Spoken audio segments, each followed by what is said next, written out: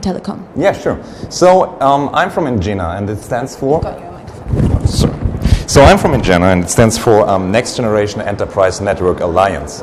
And it's twofold what it actually is. So it is both an independent company, founded last year here at MWC actually, and it is an alliance of international telco providers. And last year at the Mobile World Congress, SK Telecom was one of the 4 founding members, together with Deutsche Telekom, Reliance Jio from India, and CenturyLink from the US.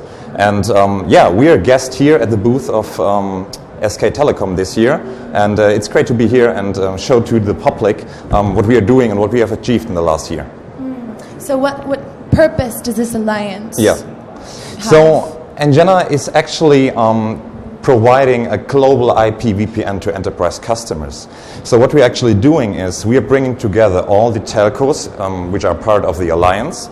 As of today, it's 10 members. We have 10 members all over the place. And they are bringing in their access with their local networks. And we are like bundling it. And on top of that, we will bring called SD-WANs. It's software-defined networks, together with NFV, network functional virtualization. And we'll bundle it and pack it together to IP VPNs, global IP VPNs for enterprises, and then give it back to our partners within the alliance, who then can serve their enterprise customers with a very unique offering actually. And this very unique offering actually means that we are much faster in deploying this service to the customers. It's very agile, since we are on a complete brand new greenfield approach which we are deploying. And yeah, we're really looking forward to launch our services this year, end of July actually. So do the separate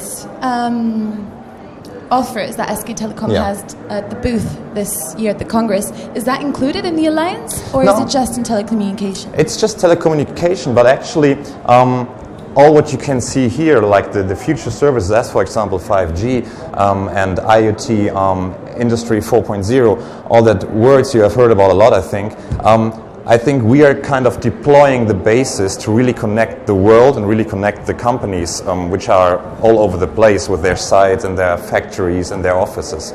So we are like bringing the network to all these companies, to all their sites, and bringing the performance and their networks they need to actually really have the advantage of all these new technologies, like for example with Industry 4.0, when everything is connected to each other.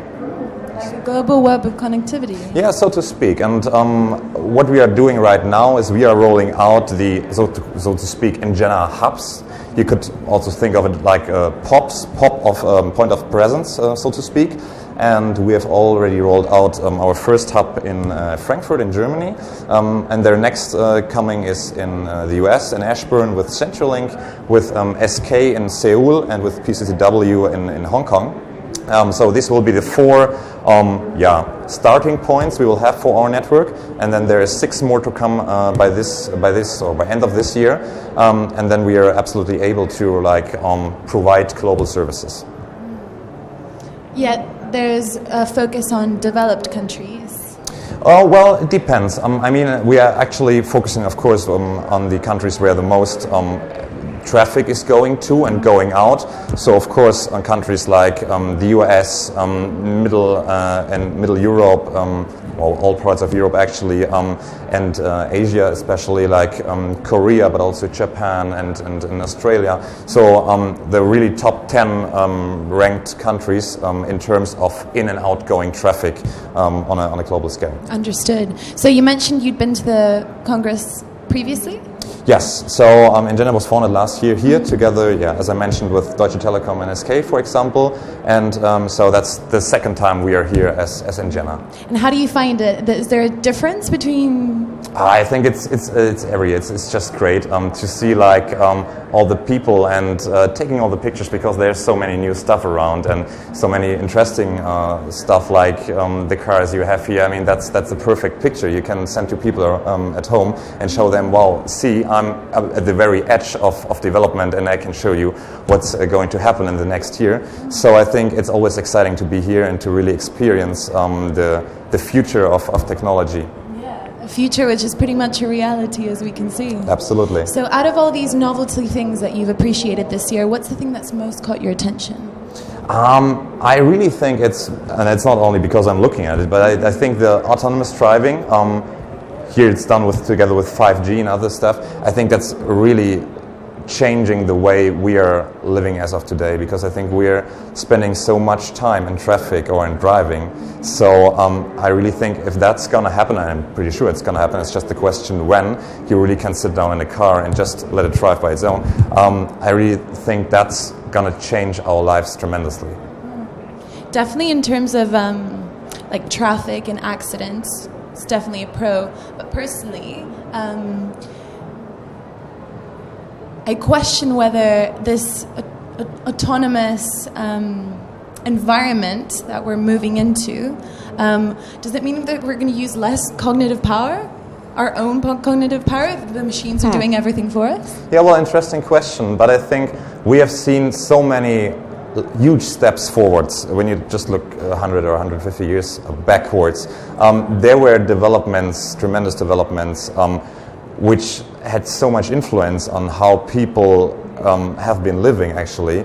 So I don't think that that this is the step when we can stop thinking and developing ourselves further. I think it's just a support to develop ourselves further, and I think there will be the next step in a couple of years, and I think maybe our kids wouldn't even think about that this was something new and what we have thought about of being not using our brains anymore again. So I think it's just the normal trend of time.